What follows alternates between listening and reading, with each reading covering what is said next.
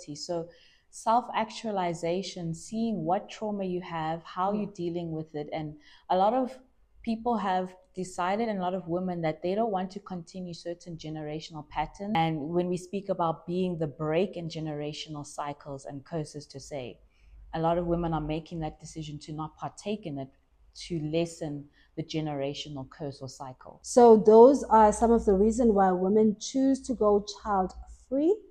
Which one is your favorite? The freedom is my All of favorite. them. Everybody Freedom that is my knows favorite, me knows I love but being free.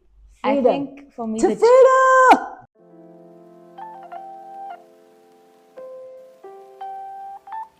Welcome to an all-new episode of Looks and Wisdom Sundays with me, Oluchi B.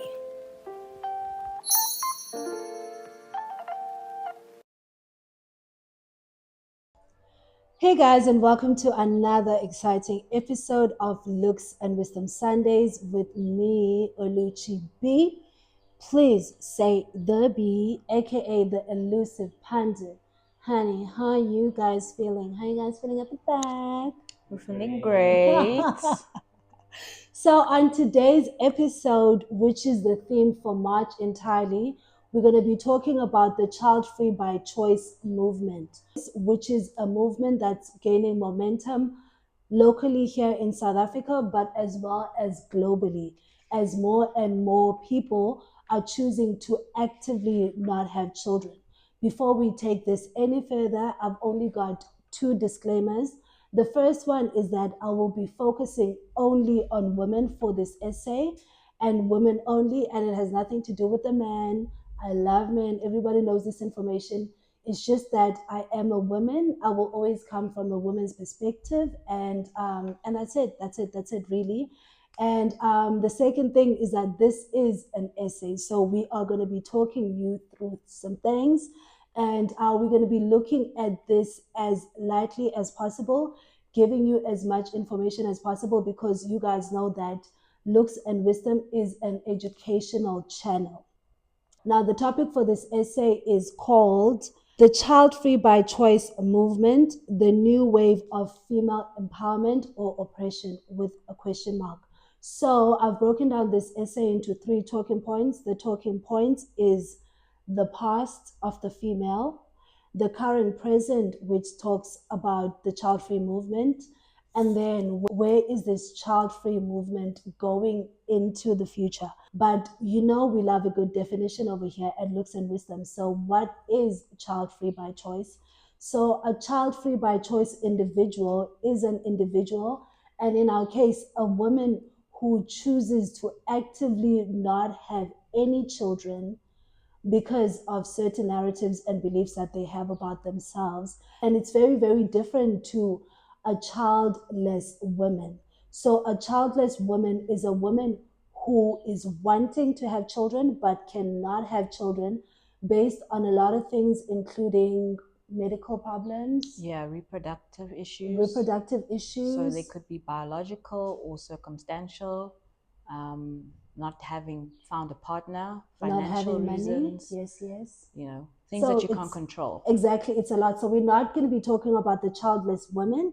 We're going to be talking about the child-free women, the women who are actively choosing to be child-free, darling. Mm-hmm. And just to give you context, which is the first section of this essay, is the role of the women throughout history. So we're going to call this traditional. So that's sort of like the traditional, the normal way to do things in the patriarchal society. So women were assigned the role of being homemakers, and this role included them bearing children and taking care of these children and also raising a home. This is the strong narrative that we were all given growing up. Basically barefoot and pregnant in the kitchen. Exactly. And I remember back in the day, they used to actually say that's why all the kitchen appliances were white. Because as soon as you get married, you're supposed to be in the kitchen with your white working for the man. Yes. And this was like a strong narrative, which is very much still a strong narrative, obviously being perpetuated by society norms a woman is supposed to, also cultural norms a woman is supposed to, as well as the patriarchal system. This has been happening for a very long time. And then in recent times, this sort of like traditional woman has sort of like re-emerged, and it's not called traditional woman anymore. The new term is called trad wife, and it is being championed by people like Nara Smith, our Lesotho queen, you guys. So she will be deemed as someone who falls under the traditional sense of what the woman is supposed to be, which is a wife taking care of her children, doesn't particularly do much outside of that. So this routing of the women also had cons as well as pros. So looking at the pros, we were always sold the same dream about if you become a traditional woman, you will experience what? Unconditional love from your children as well as from your family. It is the ultimate sacrifice to give yourself so that you can give birth to the next and to create the next generation. And to be of service. And to be of service. And also, it was deemed to help with financial security. You have a family, and also through children later, which is where Black tax comes from. Let's have these children, they're going to help later on in the future when we can't do for ourselves. And mostly, having children was deemed as the highest honor that a woman can do in life.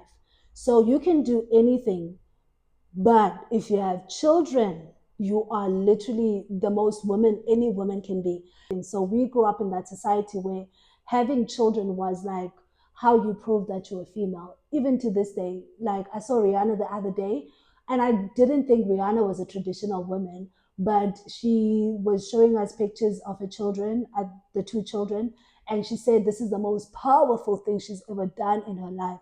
And exactly, because this is exactly how society views childbirth in the traditional sense, or even in the bigger scheme of things. Childbirth is important. Yeah, I think touching on the Rihanna, Rihanna was that's why she's bad girl Riri. Yes. She's the ultimate like stepping out of stereotypes in the sense when she really launched and has her amazing career. Yeah. And then her becoming a mother, from a child-free woman's perspective, I was kind of like disappointed. I was like, oh, okay. Yeah. Okay. Okay, so now we're going into this. Okay. For me. Like, okay, so you've achieved as much as you can possibly, also being a Black woman, not being native to America. You infiltrated the industry, made so many milestones, and then motherhood has always been the underlying milestone she's always talked about. And then finally it happening and the circumstances around it happening, I was like, it overshadows everything. Yes, like now It interviews does. are like, I'm a mom, and it's great, it's beautiful. We're not saying it's not a noble thing, but even I remember one interview she did, and she mentioned, they spoke about her wardrobe. Yeah. And she mentioned, before becoming a mom, she was more raunchy, she was more whatever, and now I remember that nips out. Like, I'd never have my nips out. Like, I was like, but girl, you were that girl. Okay. Like, okay, so we're just gonna erase over what you were, and now Exactly. you're someone new, you're a mother, and forget about the past. Yeah. And I mean, that has to emphasize the fact that it is that deep. Like, that childbearing element of a woman is that deep for society. And it's something that everybody feels pressured to do. And even Rihanna, as this free thinking independent woman, once she got in, she became part of the bigger narrative about, oh, mom this, mom that, mom that. And mom's my personality, mom's my life. And exactly. The conversation is always, why do you make that your personality? Personally, as a child-free woman, I always get, why is child-free your personality? And I'm like, isn't mom also a personality? Mom is also a personality. And to add to that, Takashi and I actually read her latest interview. Is it on what magazine? It's on Harper's Bazaar. And she actually does talk about the fact that when she became a mom, she lost herself. She literally lost herself. She didn't know who she was fashion-wise, anything that she was doing. She was just lost. And now, like, I think it's like 4 years in, now she's like re-looking at her life, re-looking at what she was saying, re-looking at all these clothes that she was wearing. So I do think there's like a mom pit that every new mother is going to go in. And those that know, well, those that are supposed to are going to get out and be like, yeah, guys, I was in a pit. I'm sorry. I think it's very much needed though, because you do have to change as a person to take care of a child. Exactly, you do. You do.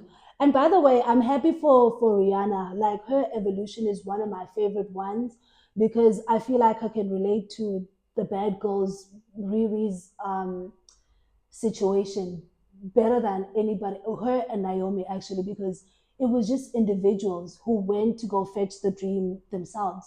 And I relate to that because I never had any support and I had to push and do this thing by myself. No, Okay, definitely. so guys, basically this conversation is telling us that being a mother in this society is deemed really as the highest honor, as we've seen with Rihanna. And what I wanted to get into before we get to that is the fact that the traditional sense, there's nothing wrong with the traditional sense of doing things, being a mother, being a childbearing woman who does bear children, because there are some benefits. And again, we're going to look at these benefits, which is that level of unconditional love that you get from having a child and creating these children, which Rihanna talks about, and also the comfort and security about having a family and having to raise children and that responsibility. But most importantly, you also get respected and valued in society. What other benefits can you guys think of? Something I was thinking about, I don't know if it is a benefit, but you almost get like the savior complex. And Yes, you also do. your child then has the savior complex. Of course. So like within the whole, maybe the mom pit, there's also, if I didn't have my child saved my life type of thing. Yeah, yeah. Yeah. You do get a lot of that. You do get a lot of my child saved my life. If I didn't have my child, I don't know where I would be. I mean, I think it's like, I meet a lot of people who wish they didn't have children, like literally, like I wish I didn't. So I think two things can be correct. Two things can be true at the same time. Yeah. And then obviously with any system that comes about, like literally right now we have the whole treadwife revolution happening in front of our eyes. There's always going to be an anti. And Isaac Newton does talk about this in the third law of Newton. He says that for every force, there's also an equal opposing force. And for any society, there's always going to be cracks that allows a new evolution to happen. And as in the case of the traditional way of having children, there has been some cracks. And we do see these cracks in the form of the rise of the deadbeat fathers, deadbeat mothers. Baby mama. We do have the rise of the baby mama baby culture. Daddy. Baby daddy. Rise in gender-based violence. Rise in gender-based violence. Rise in more houses being headed by women. Yes, family dynamics, single parent households. Rise in divorces. Yes. So there is a lot of cracks. And then those cracks led us to discover the new movement, which is called Childfree movement. We're not calling it an anti, we're just calling it exactly what Isaac Newton said. For every force going, there's a force coming. So I believe that this Childfree movement is a force. The only thing that I actually hate about two forces is the extremists on both sides. Like, yeah, don't have children. And then the other people like, yeah, have children. Yeah, there is. I mean, even within my community, I've had to, I don't know, blow out some fires in terms of, yes, we're child free because we're in the state of not having children. Yeah. And then some are like, no, you can only be child free if you don't want children at all, ever in your life. And it's like, how do we then, we can't really make it too exclusive because there's people that are still on the fence. There's people that still need to get the knowledge and the access before they make the extreme decision. So you like treat it like a spectrum, as in all of us fall under this child-free spectrum, but some may lean towards not having children, period, and some lean towards right now, probably I don't want to have children, that's not who I am right now. Maybe I want to have children in the future. I think, yes, definitely it is a spectrum. It's like the LGBTQ, guys. It's always going to be a spectrum. There is a spectrum because like there are people that know they don't want children at all, and then there's those that delay, so they want to reach a certain point in their life to get married, and then there's those that are on the fence. They're like, I'll kind of see where I lie, and they're not so sure. So in my perspective, I've been navigating within the spectrum because in order to educate people, you need to give them access, and then they decide which side they, which compartment they'll be in. Yeah, thank you for that because we're leading to that on my notes. So the child-free movement, we did give you guys the definition. It's individuals who are actively choosing to not have children, not because they have fibroids, not because PCOS. None of that. Not because you are sick or can't, just by the mere fact that you don't want to have children. And again, it's a different narrative for the people who are childless. And our celebrity example for a childless individual is Lerato Kanyahwe at Metro FM. She's been vocal about the fact that she's actively been looking to have children since back in the day, and she's had multiple miscarriages. She decided that maybe she can't have children, and she decided to stop. So that's a childless individual. And then on the other side, you have people like Manang Matema, who has decided to be child free by choice. We don't know where it's going to take the queen, but for now, she actively tells us that, guys, what did she say? Yes, guys. I'm still making mine. Like, she's not, there's still other things to do before I get there. Exactly, and there always are. Thanks to Renelwe, this is how we're going to start the child free segment. How long has child freeness existed for traditional African people? And I didn't think about this until I met you last week. And Princess Mkabayi from the Zulu Kingdom, she was always the child free movement queen advocate from back in the day. She's actually the first recorded African woman that's child free by choice.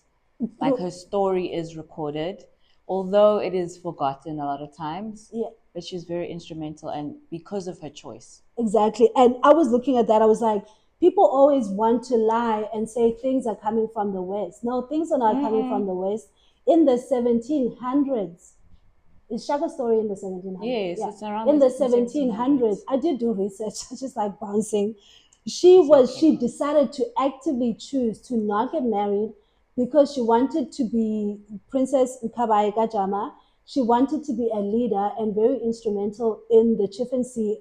And I was thinking about it. I was like, without that woman, the Zulu history would have been so different. It would have been. I can't necessarily say we wouldn't have Shaka Zulu, but that whole story wouldn't have happened the way it happened. It wouldn't. Like, from Senza Nakona, how Shaka Zulu's father came to be. Yeah. Princess Mkabayi Gajama was very instrumental in that movement. Exactly. Like, the queen was very instrumental in 4 kingdoms. Zulu people as they exist today wouldn't have existed the way that they do had it not been for Princess Mkabayi. And for me, thank you, Queen, because I was looking at it like right now, she's the historical pillar. And with a lot of movements and things, people always like to see the downfall and the proof. And I was digging for it, and people say you're going to regret it, and I'm like, no, but there must be historical pointers. Exactly. And she is one, especially in the South African context, and looking at how traditional and patriotic the Zulu nation is. Yeah. And I mean, when I was reading and doing research, she actively said no. Every time they were like, hi, go get married, raise children, she was like, no, I want to be here. And best believe, honey, the queen lived until she was 89. She pushed her propaganda throughout. And then by that time, I mean, even God was like, you've done well, my child, you can come back. I mean, she was the regent of some of the most famous battles the Zulu nation had. Exactly. I have one in the kitchen, actually, the December 16 one. So basically, in the traditional sense, because when I was speaking to people and telling them that I was going to be doing this episode, they're like, yeah, you better look at the South African context, traditional, cultural. And I was like, of course, I will find. Princess Mkabayi is the first person. And I mean, with Princess Mkabayi alone, having lived in those times, it just tells you that there were women who were choosing to actively be child-free at the time. And I mean, with advancement, we get into the 1900s, and there were people who chose to be child-free. I have an aunt from my mom's side. The queen is now sitting in her 80s.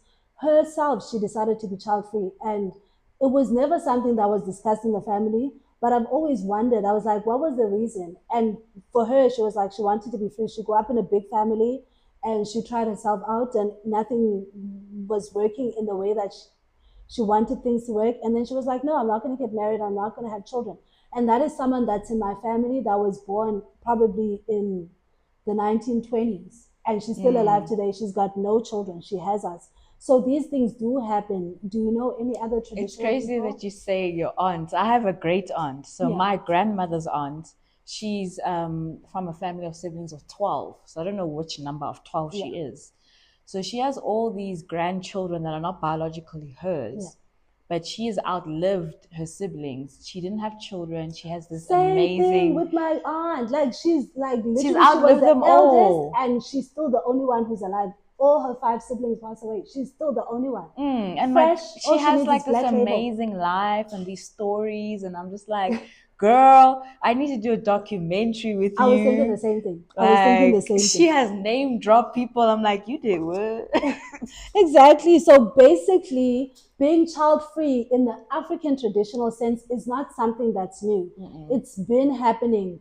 And we know traditionally a woman who decided to be an advisor to a king or decided to take non traditional roles, one of the T's and C's was that don't get married and don't have children. So throughout history and throughout these kingdoms, there were women who actively chose to not have children so that they can fulfill their parts of being advisors to kings or of being kings themselves, because there were women-led kingdoms where it was women in charge. I think just one thing I also want to add is we can say it's child-free by choice even back then, because they understood that taking the traditional role, being a mother and a wife, would distract them from a purpose they saw within themselves and the purpose of the community at large. That they must have known for sure that no, if I become a mother, I won't be able to do this. I want to do that. And it's not only just going to better me, it's going to better my nation, my community, and society. Exactly. What was that thing you were saying about the bigger cause? What was that word that you gave us? It's English, you know, altruism. Yes, girl. we'll get it proper. Another example that I wanted to give was one from the church, nuns. Yes. Nuns. Okay. Those are child free by choice people because of something. They're like, I'm not going to have children. This is what I'm going to do. I'm going to be a nun. So you look at religious context, there's been child free people. You look at traditional context, there's been child free people. So this is something that's been occurring and reoccurring throughout history. In recent history, obviously, we have the child free by choice movement, which is getting more and more organized and is getting more and more intentional. And one of the main reasons why a lot of the women have decided to be child free is coming to the realization that parenting is not the default for women. You can be a child free human being and still be considered a woman. Yeah, and something can live a happy and fulfilling life. Yeah, something I like to say is motherhood is not a requirement, it is a choice. Obviously, there's a spectrum of that because we always need to have a disclaimer of there are cases of women being molested and you know taken advantage of, so there's that sensitivity, but we're now in the mindset of it is not a requirement, it is a choice. There are certain actions that lead to it, and there's certain actions you can do to avoid motherhood, and that you'll not be dissatisfied in life. So this child-free movement has been on a slow rise in South Africa, but the signs are there, as per ambassadors like Renelwe, who is here with us today. So I'm showing you guys a graph. This is based on the cohort fertility report that was submitted to Statistics SA. It does show a decline in childbirth from people who were born in the 1970s up until now. So I'm not going to go deep into the graph. So I'm just going to give you guys some of the findings from this report. I will link it down and you guys can read it for yourself. And the research is summated as per below.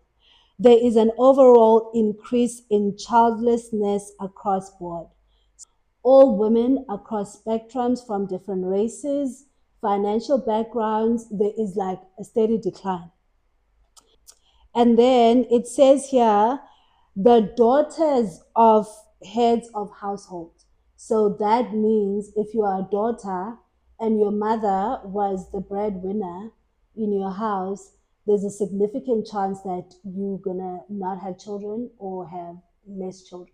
Yes, I definitely believe that. I'm not an eldest child, I'm an only child. So I'm eldest and youngest. And I always hear from my community that I was the eldest daughter, so I raised my siblings. And I think the only child should also be added in that, because you are par and par with your parent. Exactly. You become the fallback parent. Yeah.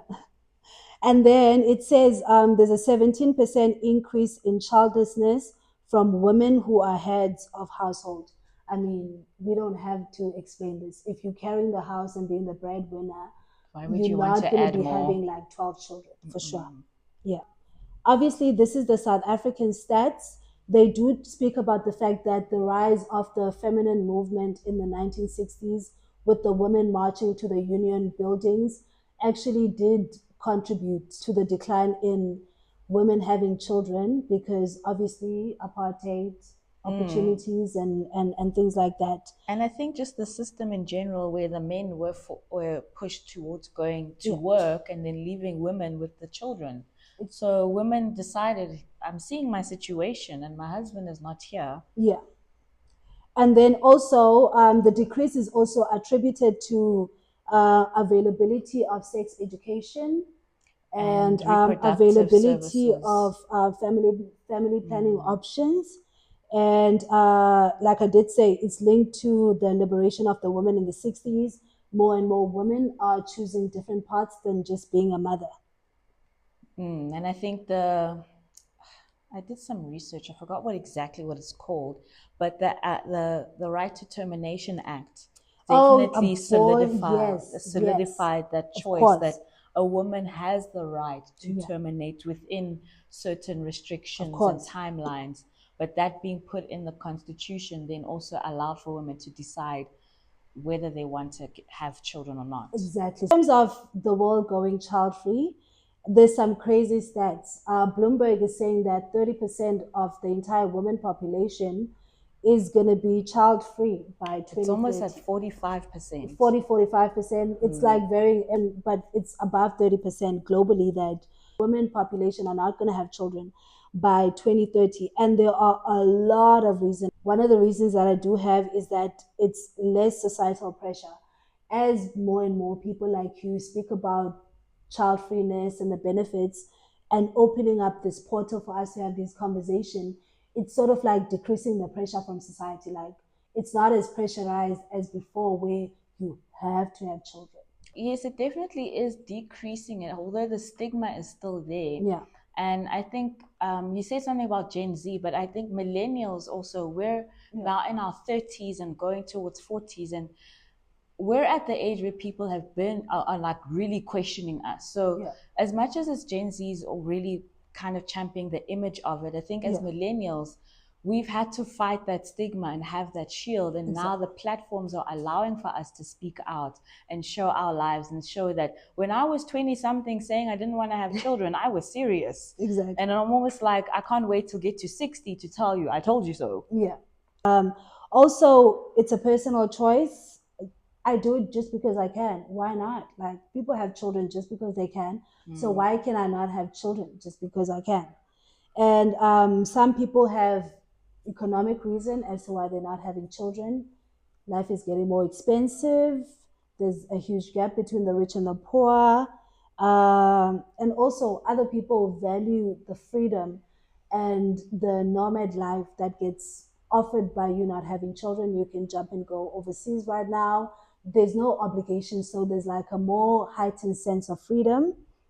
Yeah, the career aspirations and career goals, seeing a different purpose. Time is like one of your biggest commodities. So when you are a parent, you do know a lot of time is spent to parenting. Exactly. But when you're child free, you can focus those elements on other things. Also, the veil has been lifted on motherhood. There was this secrecy around motherhood where people were not talking about it, but with the prevalence of social media and TikTok, the women are talking. And I mean, there's this girl with the list of reasons to not be a mother, and I'm sure there's like 500 there. So people are seeing motherhood for what it is, and then they are able to make an informed decision as to whether or not that this is something that they want to do. The regretful parents that you see every day on social media crying and whining, wishing that they didn't have children. Are there any other reasons why women choose to go child free that I forgot to add? Trauma.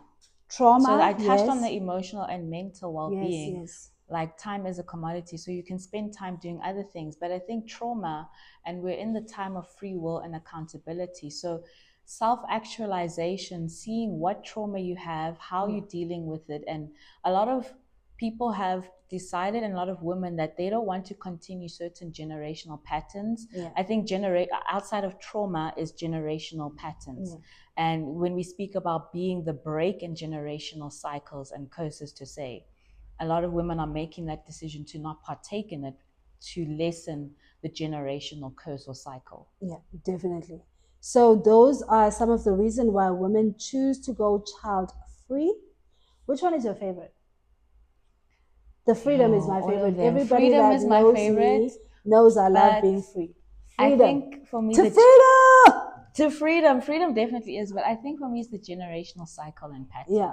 Like I'm gonna be that one. Like my aunt was a couple of generations before me. You know how generations go in cycle, maybe 4 to 6 generations. Then the fifth or seventh one is gonna be the kink in the chain. And I see myself as the kink in my family chain. And for the Black woman's culture in South Africa, that no, I'm changing this generational pattern because I don't want to be a part of it.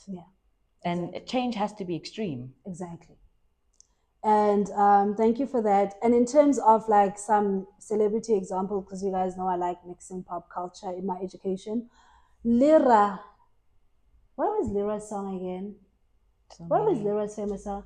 I just wanna feel good every day. I wanna feel like yes. She was the first person who was openly honest about the fact that she didn't want to have children at all.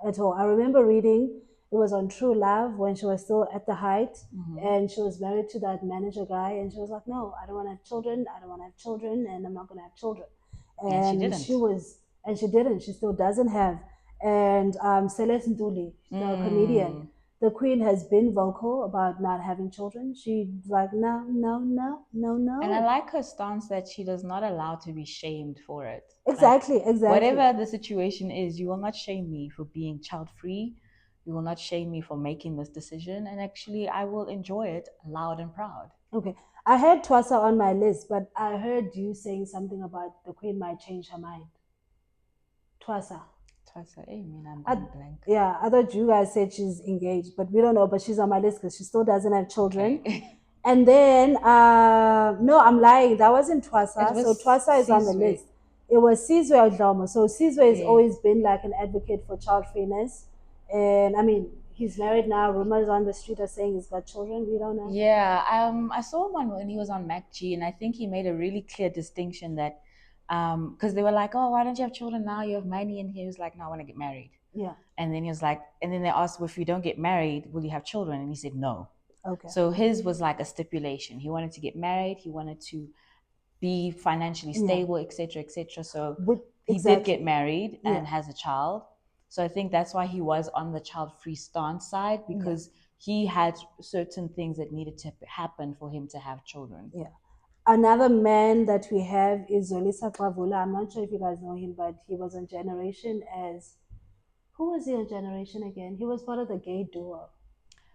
He wasn't Senzo. Jason. He was Jason. Jason Lisanzo. Nianza.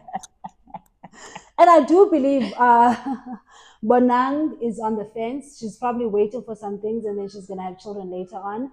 The queen is not giving us any information. She's just like, I get sharp for now. Let me just blossom. Let me be. If you guys see me pregnant, don't ask me any questions. I'm not trying to plan it like that. Exactly. And Tando Tabete, I also feel the same thing about the girl. She doesn't have children, but I do think if she finds the right man, she is going to have children.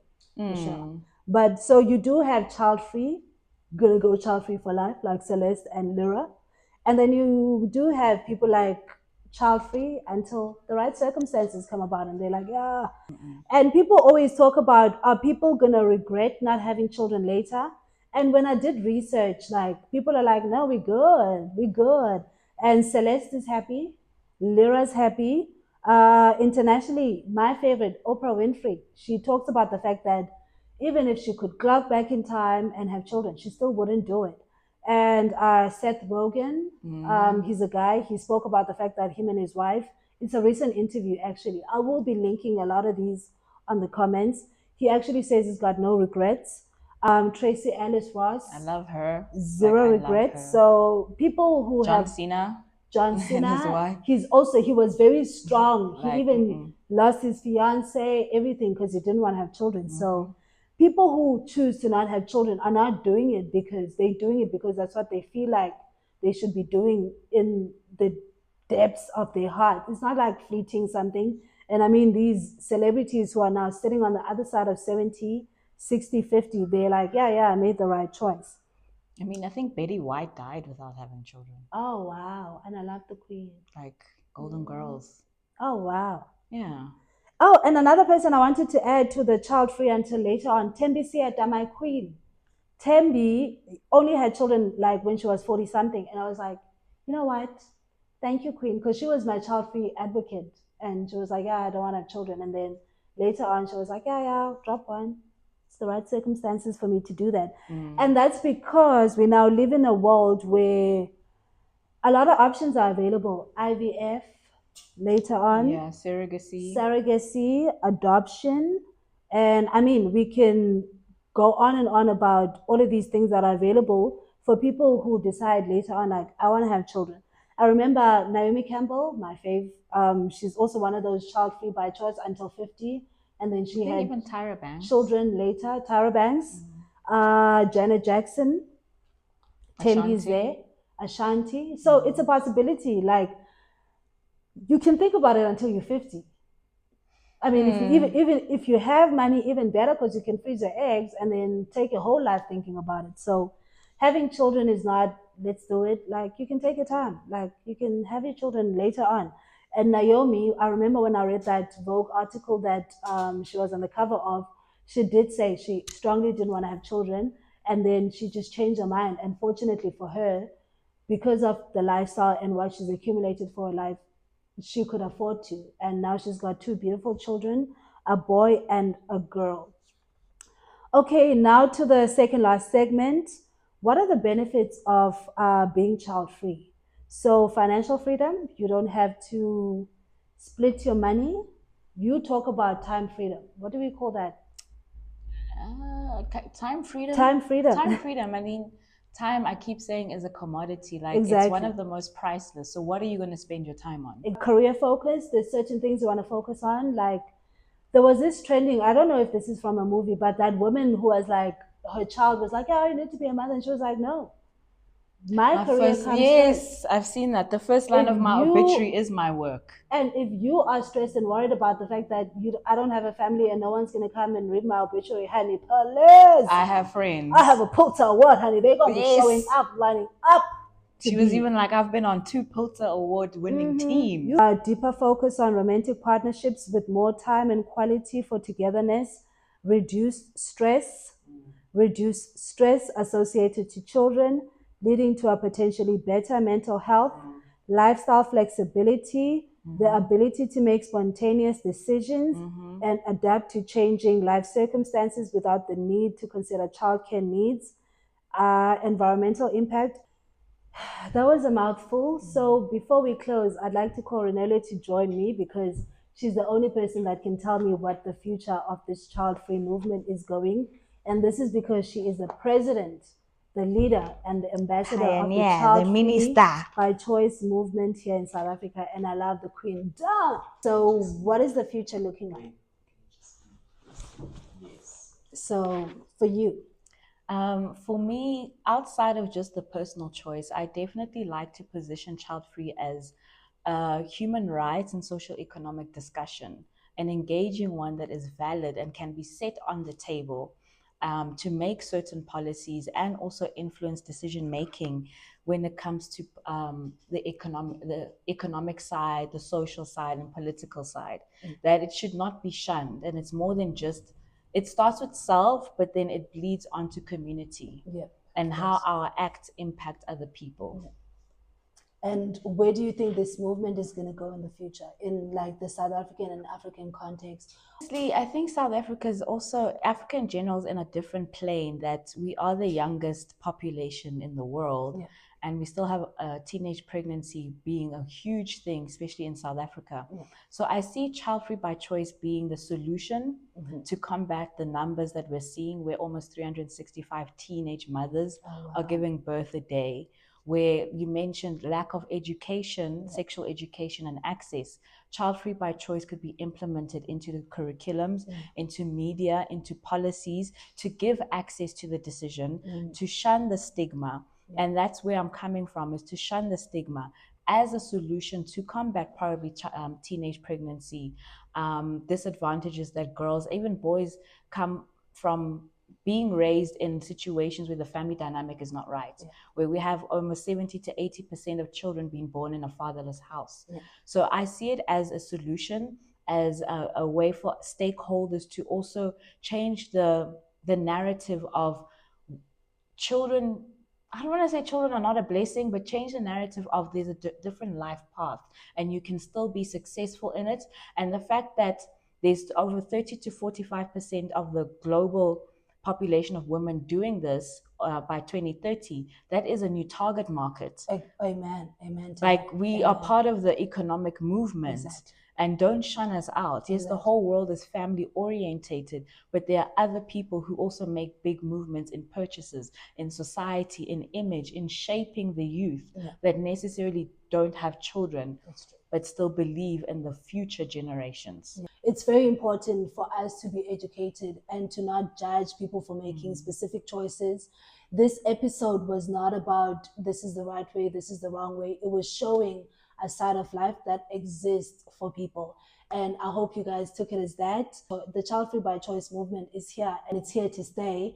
And we need to embrace it. We need to be part and parcel of it. And we need to respect the people that choose to live that particular lifestyle. Any last words before we close? I'd like to say we are reclaiming it. Yes, it's new because it's still in the early stages of being in our modern times, but it's been in our history, especially as African women. We have had the opportunity. It might not have been the best. It might have still has the stigma, but we are reclaiming that history, that just like Princess Nkaba Ekajama and different other African queens and systems and regiments, that this is viable. I am not less than because I don't have children, and I also can contribute not only to self, but to the community at large. Thank you. I think that's it. Okay. We have no more information to give to the masses. Thank you guys for joining us today on this very important topic around the new epidemic of the Child Free by Choice movement. Is it a new wave of liberation for women, or is it oppression? We did give you guys all the information and you guys can deduct for yourself. Please comment, please subscribe, please tell your friends, and we will see you guys next week.